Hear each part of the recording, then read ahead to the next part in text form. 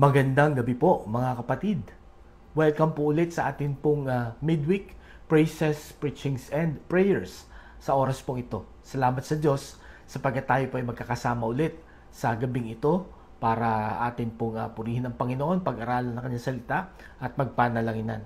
Salamat din sa bawat isa na patuloy na pinaglalaanan, binibigyan ng pagpapauna ang gawain ito. Sapagkat tunay po na nalulugod ang Panginoon at ang pagpapala ng Panginoon ay patuloy na dumadaloy sa mga tao, sa mga tagasunod niya na patuloy na siya ay hinahanap, patuloy na siya ay sinasamba at pinaglilingkuran. Kaya ngayong gabing ito, sa atin pong pagpapatuloy ay atin na pong buksan ang atin pong mga Biblia sa aklat po ng Luke chapter 5 verses 36 to 38. Luke 5:36 to 38. Pakinggan niyo po at aking babasahin. He told them this parable, "No one tears a piece out of a new garment to patch an old one. Otherwise, they will have torn the new garment, and the patch from the new will not match the old. And no one pours new wine into old wineskins. Otherwise, the new wine will burst the skins, the wine will run out, and the wineskins will be ruined. No new wine must be poured into new wineskins." Pagpalain po ng Panginoon ang pagkabasa ng Kanyang salita. Tayo po'y manalangin. Panginoon, salamat po sa araw na ito, sa gabing ito, sa oras na ito, na inyo pong ipinagkaloob sa bawat isa upang aming pag-aralan na ang inyo pong salita. Sa amin pong pag-aaral ng mga talinhaga na sinabi ng Panginoong Hesukristo. Tulungan mo kami na makita ang inyong kalooban, makita ang inyong direksyon sa buhay namin, at malaman namin kung ano ang mga dapat naming gawin, ikilos bilang mga tagasunod mo. Samahan mo na kami sa aming pag-aaral sapagkat lahat ng ito ay aming dalangin sa pangalan ni Jesus. Amen. Sa mundo pong ito ay maraming mga bagay ang hindi natin pwedeng pagsamahin. Ano po, kahit na anong pilit natin, kahit na anong pagsisikap po natin, kahit na anong effort na atin pong ibigay, ay hindi natin pwede itong pagsamahin. Ano po, ang una, ang langis at ang tubig. Ano po, dahil magkaiba sila ng composition, kahit na sila inyong i-shake, pagsamahin sa isang bote or sa isang baso, i-shake nyo sila, haluin, maaring sa inyong paggawa noon, maaring maging magkahalo sila, pero later on, sila ay maghihiwalay din. Di po ba? At ang isa pa po na aking napansin na hindi mo pwedeng paghiwalayin ay ang tubig alat at ang tubig tabang. So meron po tayong makikita na isang bahagi ng tubig na ganito po ang itsura. Magkahiwalay po sila, hindi sila pwedeng pagsamahin. Again, dahil po magkaiba ang kanilang composition. Ang isa pa po ay ang dilim at ang liwanag. Okay? Ito pong shot na ito na atin pong makikita ay napakagandang shot na naghihiwalay ng liwanag at dilim na kailanman hindi po ito pwedeng paghaluin at pagsamahin. Di po ba? So ilan lang po yan sa mga bagay sa mundong ito ang hindi natin pwedeng pagsamahin. Ang pag-aaralan po natin ngayong gabi ay isa sa mga bagay na hindi natin pwedeng pagsamahin na itinuro po ito ng Panginoong Hesukristo at itinuro niya ito bilang tugon sa katanungan ng mga religious leaders nung panahon na naandito po ang Panginoong Hesukristo. At nawa sa atin pong pag-aaral nito ay makita rin po natin sa atin pong buhay ang kahalagahan ng paghihiwalay na ito at makita natin na ang atin pong mga sarili ay kailangang humiwalay sa mga bagay na itinuro po ng Panginoong Hesukristo. Ngayong gabi, pinamagatan ko po ang ating mensahe, The Parable of the Garment and the Wineskin. The Parable of the Garment and the Wineskin. Ang talinhaga tungkol po sa damit at sa lalagyan ng alak. Okay? So, kung babalikan po natin ang Luke chapter 5 verses 36 to 38, ito nga po ay dalawang talinhaga ang binanggit po ng Panginoong Hesukristo. Again, katulad po ng ating pinag-aralan last week, ano ba ang kahilugan ng talinhaga? Ito po ay makalupa na kwento na may makalangit na kahulugan. Na ito po ay napakahalaga na maunawaan ng mga tao na sumusunod sa Panginoon upang habang naandito po tayo sa lupa at naghahanda na pumunta sa langit, ay malaman po natin ano ang dapat nating isipin, sabihin, at gawin. Okay po? So, sinabi po ng Panginoon itong talinhagang ito, itong dalawang talinhagang ito, dahil po sa tanong ng mga religious leaders dito po sa verse 33. Ang sabi dito, they said to him, John's disciples often fast and pray, and so do the disciples of the Pharisees, but yours go on eating and drinking. Verse 34, Jesus answered, can you make the friends of the bridegroom fast while he is with them?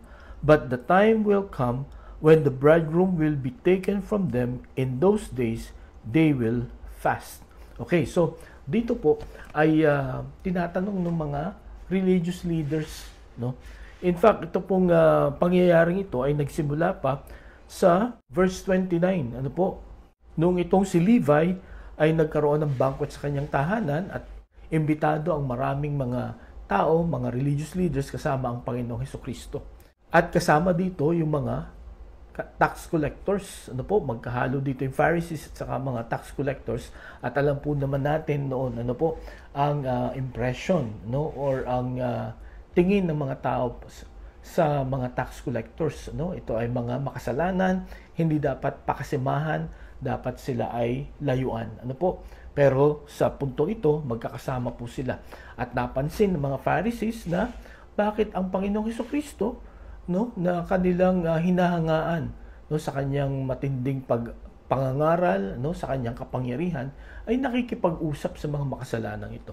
At nakita po natin ang sagot dito ng Panginoong Hesukristo sa verse 32, I have not come to call the righteous, but the sinners to repentance. And then dito sa verse 33 nga, question nila, bakit itong mga apostol ni Juan, ano, ng kanyang pinsang buo, at itong mga Pharisees, no, yung mga disciples, yung mga tagasunod nila, ay lagi nagfa-fasting at nagpe-pray. No, samantalang yung mga tagasunod ng Panginoong Hesukristo ay laging kumakain at umiinom. Ano? Kumbaga, lagi silang nagpapakabusog. At yun nga, sabi ng Panginoong Hesukristo, sa verse 34, can you make the friends of the bridegroom fast while he is with them? But the time will come when the bridegroom will be taken from them. In those days, they will fast. No? So, sa kanilang tradisyon, basta't naandyan ang bridegroom o yung ikakasal na lalaki, no, yung kanyang mga kasamahan, yung groomsmen na tinatawag, ay dapat ay nagsasaya. Sapagkat ang sabi niya, darating ang time, kukunin itong bridegroom. At pag nangyari yun, itong mga groomsmen ay magpa-fasting. Doon sila mag-aayuno. No? And then, binanggit niya itong parable na ito. So, dito natin makikita kung bakit niya sinabi itong parable na ito. Ito po ay in relation nga doon sa sinabi ng mga Pharisees na ito na bakit hindi gumagaya, no, itong mga apostol ng Panginoong Hesukristo sa kinaugalian na, no, ng mga tagasunod ng mga religious leaders. Okay, katulad ni Juan at katulad ng mga Pharisees. Ito ay kanyang tugon. Ano po? So, meron tayong tatlong lessons, ano po, na makikita. Buhat po dito sa talinhaga ng garment at ng wineskins. At dito niya po sinabi kung bakit ang Panginoong Hesukristo at yung kanyang mga apostol ay hindi gumagaya sa tradisyon, sa kinaugalian na, or sa lumang paniniwala at panuntunan nung mga panahong yon. Ang una, makikita natin dito, kung babasahin po natin itong verse 36, He told them this parable, no one tears a piece out of a new garment to patch an old one. Otherwise, they will have torn the new garment, and the patch from the new will not match the old. So makikita natin dito, ano, sa isang damit, no, na or tela na butas. At ang madalas na nabubutas ay yung mga luma ng damit. So pagka ito yung tatapalan, no, hindi ka kukuha sa bago, no, na damit para ipantapal sa lumang butas na damit. Dapat ay magkapareho. Kasi ang mangyayari pagka ganito ang ginawa mo, no, kumuha ka ng bagong pangtapal sa isang luma na damit na may butas, ang mangyayari, ang sabi niya dito, otherwise they will have torn the new garment, and the patch from the new will not match the old, no? Hindi babagay, ano? Kung yun nga, yung bagong-bago ang itatapal mo sa napakaluma na. At ang mangyayari, yun nga, masisira yung bagong pangtapal na yun. Ano po ang ibig sabihin dito ng Panginoong Jesucristo? Ang ibig sabihin po dito ng Panginoon, pag nakilala mo ang Panginoong Jesucristo, no? Sumampalataya ka sa Kanya, pagka ikaw ay sumunod sa Kanya, you will experience transformation, not renovation. Okay? You will experience transformation, not renovation. Ang ibig pong sabihin, dito po sa, base po dito sa parable na ito ng garment, hindi mo pwedeng pagsamahin ang old garment sa new garment. Okay? So pagka may butas yung old garment, dapat old garment din ang iyong ipang tatapal. Hindi pwedeng new garment, no? Sapagkat yun nga, masisira lamang ito. So ang punto dito ng Panginoong Jesucristo, once na ikaw ay naging follower ng Panginoong Jesucristo, dapat ikaw ay bago na, no? Yung old traditions, hindi mo na dapat sinusunod. Okay? Yung dati mong paniniwala, yung dati mong practices, yung dating takbo ng utak mo, yung dating pananalita mo, dapat ay magbabago na. At yan talaga ang mangyayari sa bawat isa na nakipag-isa sa Panginoong Jesucristo. No? Yan po ay makikita natin sa 2 Corinthians chapter 5 verse 17. Ang sabi po doon, "Therefore if anyone is in Christ, the new creation has come, the old has gone, the new is here." Okay? So pagka ikaw ay nakipag-isa sa Panginoong Jesucristo, no, yung dati mong gawi, lalo na yung mga makasalanan mo na pamamaraan, no, kilos, takbo ng pag-iisip, ito ay mawawala na. Lahat ito ay magbabago, no? So ito ang kahulugan nitong una niyang parable, no? Hindi mo pwedeng pagsamahin, no, ang luma at ang bago. Lalo na pagka ikaw ay tagasunod ng Panginoong Jesucristo. Okay? Dapat ikaw ay isa ng bagong nilalang, no? Hindi renovation. Ang renovation, 'di ba, ay ito ay parang may lumang pundasyon na tatapalan mo lang, no? Kung may mga crack, no? Tatapalan mo lang. Aayusin mo lang, ano? I-repaint mo lang, no? Pero yung transformation, it is total remake, no? Ang ibig sabihin, talagang magsisimula ka sa zero. At alam niyo, yan po ang gagawin sa atin ng Panginoon once we follow the Lord, no? The Lord will give us, ang sabi po sa Ezekiel chapter 11 verse 19, the Lord will give us a new heart, no? Ang sabi po sa John chapter 14 verses 1 to 3, the Lord will give us a new home. The Lord will give us a new name.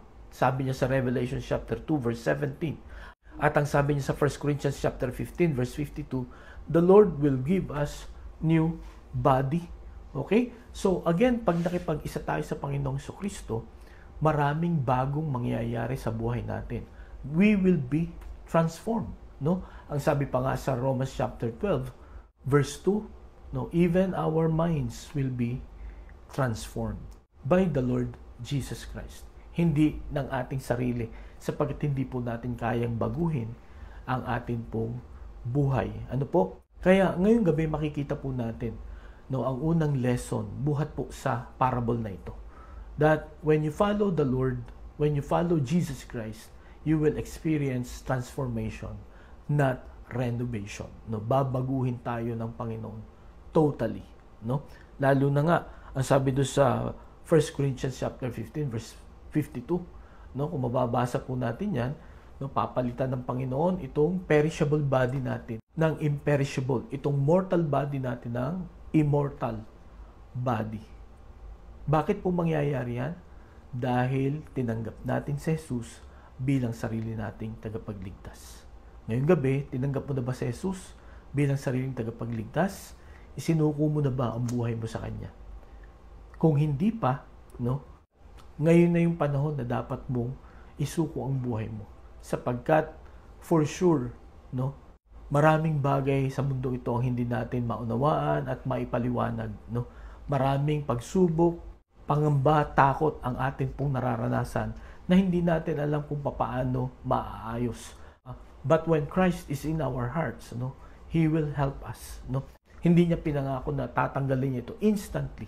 Ang promise niya, tayo po ay kanyang babaguhin para pagharap natin sa mga pagsubok na ito, ay atin po itong malalampasan, atin po itong mapapagtagumpayan. Kaya sa bawat isa, nawa ay patuloy pa nating kilalanin ang Panginoong Hesukristo. Because the Lord will transform us. He will not just renovate us. Okay po? So yun po ang unang lesson na makikita natin sa parable of the garment and the wineskin. Ang pangalawa na makikita po natin dito, hindi lamang transformation, not renovation, but you will experience separation, not collaboration. Okay? So, ang ibig sabihin niya po dito sa parable na ito, kung pupunta tayo sa verse 37, na po makikita po natin dito, ito namang wineskin.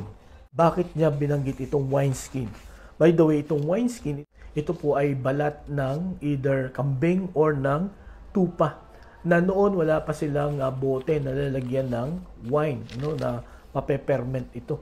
At alam po ninyo, pagka ang isang bagong wineskin nilagyan ng bagong wine, sa fermentation po nitong wine na ito, nag-create po ito ng gas. At itong gas na ito yung nag-i-stretch nung wineskin, to the fullest.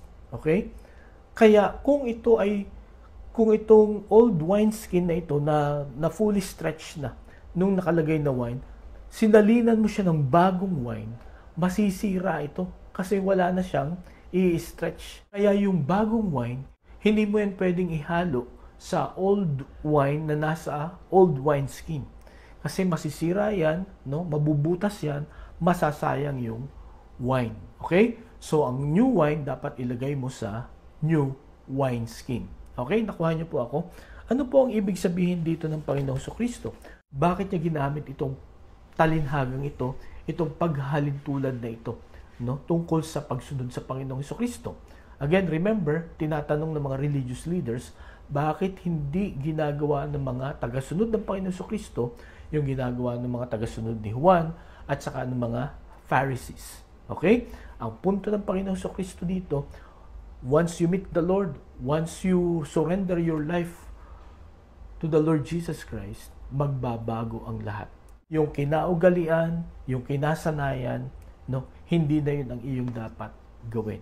Dito, ang gustong ipaalam ng Panginoong Jesucristo, once you follow Him, you will experience separation, not collaboration.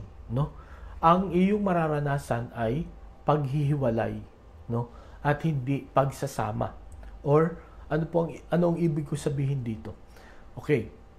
Yung separation, pagka na-meet mo ang Panginoong Jesucristo, you will separate yourself from the beliefs that you have known before, especially if those beliefs are opposite sa mga turo ng Panginoong Jesucristo.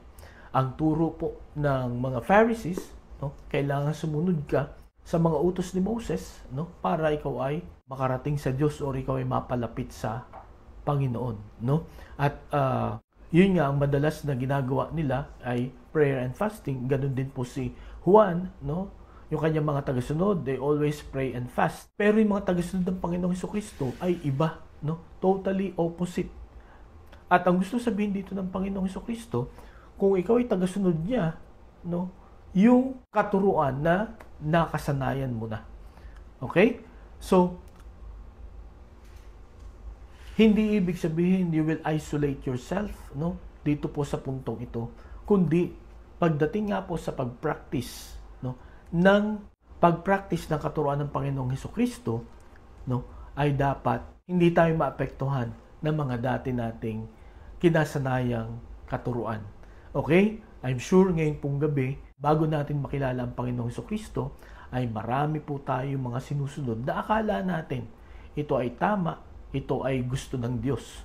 Pero nung atin pong makilala ang Panginoong Hesukristo, mapag-aralan natin yung kanyang mga instructions, mapag-aralan natin yung kanyang mga turo, ay nakita natin na ito ay salungat. In fact, ang sabi po sa 2 Corinthians chapter 6 verse 14, "Do not be yoked together with unbelievers, for what do righteousness and wickedness have in common? Or what fellowship can light have with darkness? What harmony is there between Christ and Belial? Or what does a believer have in common with an unbeliever? What agreement is there between the temple of God and idols? For we are the temple of the living God. As God has said, I will live with them and walk among them, and I will be their God, and they will be my people. So ang sabi dito, hindi tayo dapat makipag-fellowship, makipag-compromise, makipag-collaborate, no, sa mga hindi mananampalataya. No, wag nating ipilit na pwede po tayong magkasama-sama. Wag po nating ipilit na okay lang sa Panginoon na tayo po ay mag-compromise, na yung iba-iba nating paniniwala, no, ay pwedeng mag-unite po sa atin. No, ang sabi po ng Panginoon, hindi pwedeng magsama. Okay? May mga paniniwala po tayo na naririnig, no? Ito madalas kong naririnig na iisa lang ang Diyos, no? Iba-iba lang ang paraan ng pagpunta sa Kanya. Kaya hindi issue kung paano ka nakarating sa Panginoon, no? Ang dapat mong isipin ay makakarating ka. Pero kung titingnan po natin ang salita ng Diyos, may isa lang paraan, may isa lang daan papunta sa Panginoon, at yun ay ang Panginoong Hesukristo. Kaya kung meron tayong kakilala, no, or isang grupo na nagtuturo ng ibang paraan at ibang daan papunta sa Diyos, ay hindi po yun naaayon sa salita ng Panginoon, no? Yun po ay mali, yun po ay false teaching, false hope, no? Fake news, at ang nagtuturo po nun ay false teachers. Sapagkat ang nakalagay sa Biblia, iisa lang ang daan papunta sa langit, at yun ay ang Panginoong Hesukristo.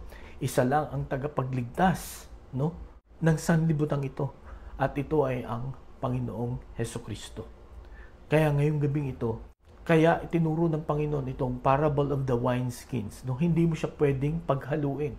Hindi mo pwedeng paghaluin yung luma at bagong wine sa iisang wineskin, lalo na sa old wineskin, sapagkat pag inihalo mo itong new wine sa old wine, sa old wineskin, no, puputok, no, masisira at matatapon, masasayang ang mga wine na ito.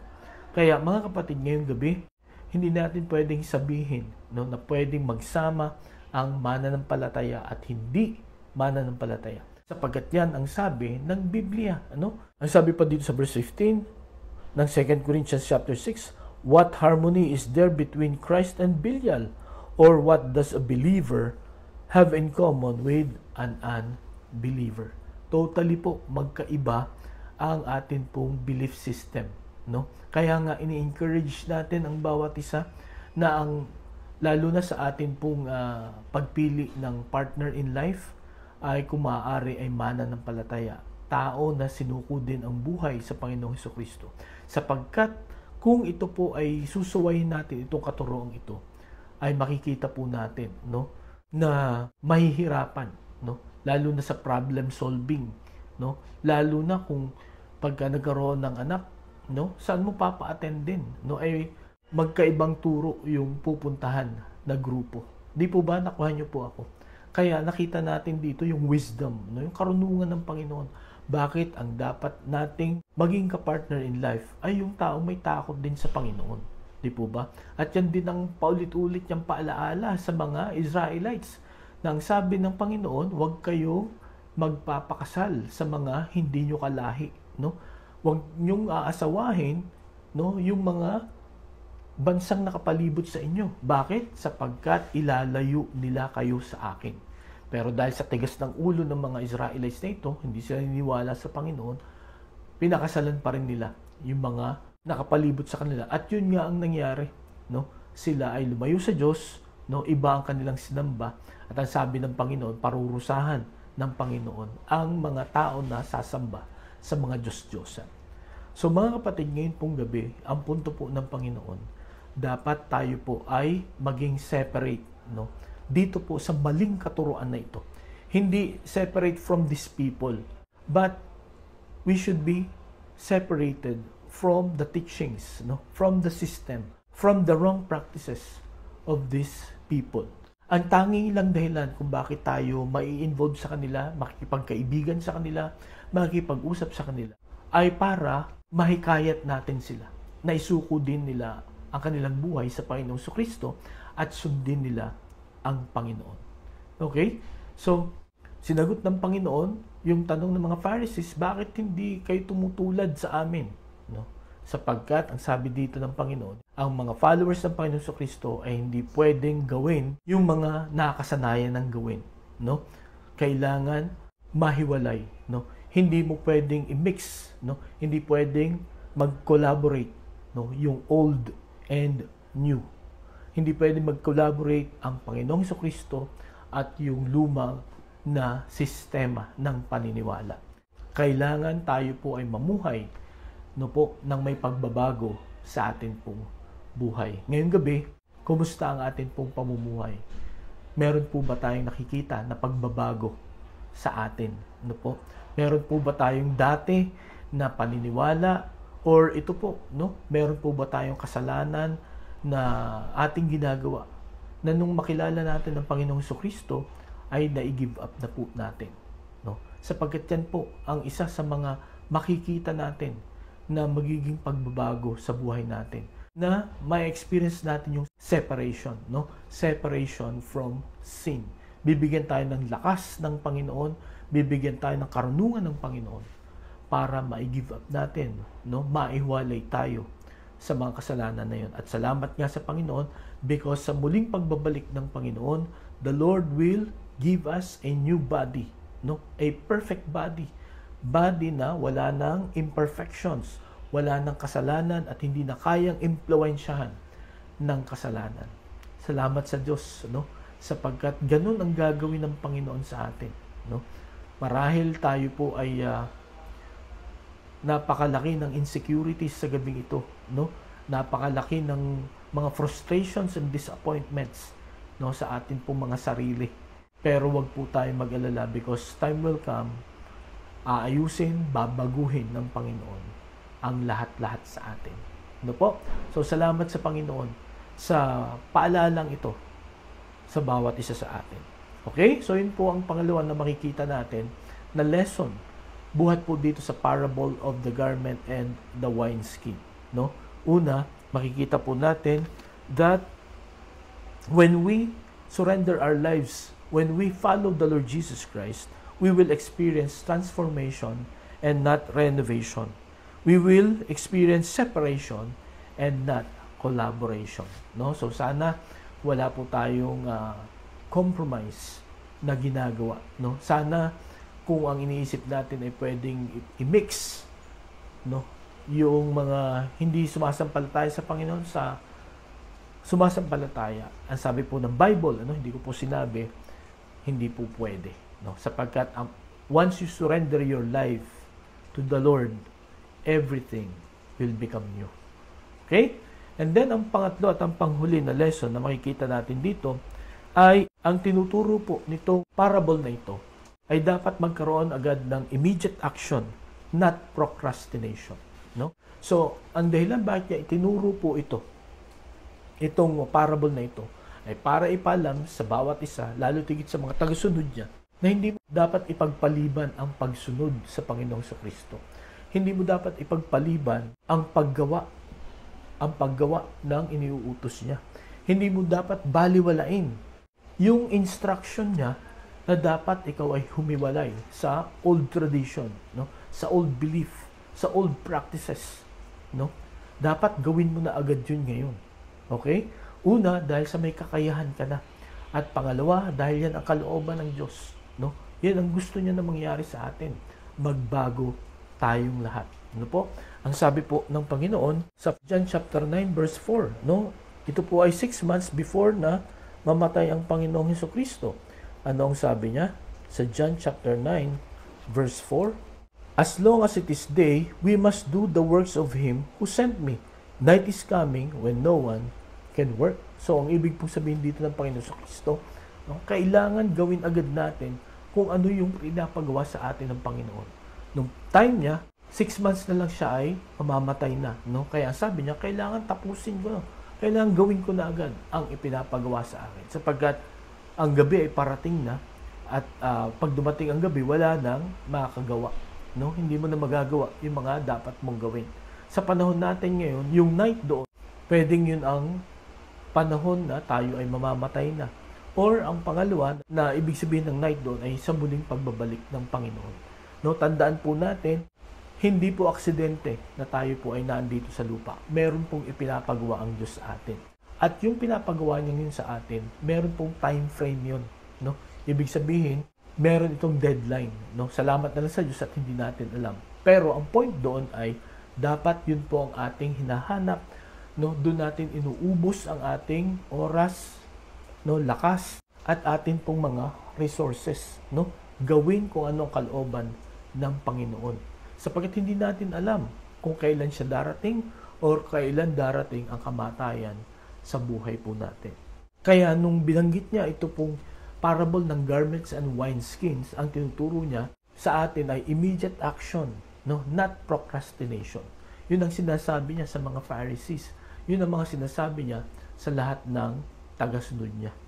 You have to do what I am asking you to do right away. No? Doon nga sa Constitution na pinagtatalunan sa Senado at saka ng Kongreso tungkol sa impeachment, yung word na forthwith, no? Immediately. Okay? Hindi ka magpapatumpik-tumpik, no? Hindi ka magpapabagal-bagal. You have to do it right away. Ang sabi nga sa 2 Corinthians chapter 6 verse 2, now is the day of salvation. No? Kaya ngayong gabi mga kapatid, kung hindi mo pa nakilala si Jesus, kung hindi mo pa sinusuko ang buhay sa Kanya, now is the day of salvation. Gawin mo na, no? Isuko mo na ang buhay mo sa Panginoong Jesucristo. At ngayong gabi, kung alam mo, klaro sa isip mo, no? Yung ipinapagawa sa'yo ng Panginoon, pero you are procrastinating, no? Binabaliwala mo ito, iniisang tabi mo ito, now is the day that we should do it. Kung may kasalanan po tayo na hindi natin ma-give up, mga kapatid, ngayong gabi, ngayong oras na ito, ang oras na dapat natin itong i-let go, no? Bitawan, isuko sa ating Panginoon. Yes, mga kapatid, mahina tayo, no? The spirit is willing, but the flesh is weak. Kaya nga sabi ng Panginoon, you have to watch and pray. No, panalangin natin, ihingi natin ito ng tulong at lakas sa ating Panginoon. Magtatagumpay lang talaga tayo mga kapatid sa tulong ng ating Panginoon. Mga kapatid, ngayong gabi meron tayong nakitang tatlong lessons, no? Tatlong katuruan o aral tungkol po sa parable of the garment and wineskin. No? Bakit niya ito sinabi sa mga Pharisees, sa mga religious leaders? Una, para ituro sa kanila that once you follow the Lord, no, you will experience transformation, not renovation. You will experience separation and not collaboration. And this requires immediate action, not procrastination. Ngayong gabi mga kapatid, ang dapat nating sundin ay ang katuruan ng Panginoon kahit na ito ay salungat sa tradisyon, sa ating pong nakasanayan na. Sapagkat ang Panginoon, kaya tayo iniligtas, ay para baguhin ang ating pong buhay, para po tayo ay bigyan ng buhay na walang hanggan, at para tayo ay ibalik ulit sa ating Panginoong Diyos. Tayo po'y manalangin. Salamat Panginoon sa inyong paalala sa bawat isa. Salamat po sa inyong salita. Salamat sa talinhagang ito. Nawa Panginoon, mas naunawaan namin, mas naintindihan namin ang layunin ng Panginoon sa buhay namin. And Lord, tulungan mo kami na isuko namin ang buhay namin sa inyo at sundin namin ang inyong mga instructions sa amin upang mas maging maayos, magkaroon ng kabuluhan at kahulugan ang buhay namin. At nawa sa muling pagbabalik ng Panginoon or pag kinuha na kami ng Panginoon, ay amin pong maranasan ang buhay na walang hanggan dyan po sa langit na bayan. Salamat po Panginoon, ito ang aming dalangin sa pangalan ni Jesus. Amen. Maraming salamat po sa inyong pakikinig. Pagpalain tayo ng Panginoon. Mag-ingat po tayo at magandang gabi po sa bawat isa.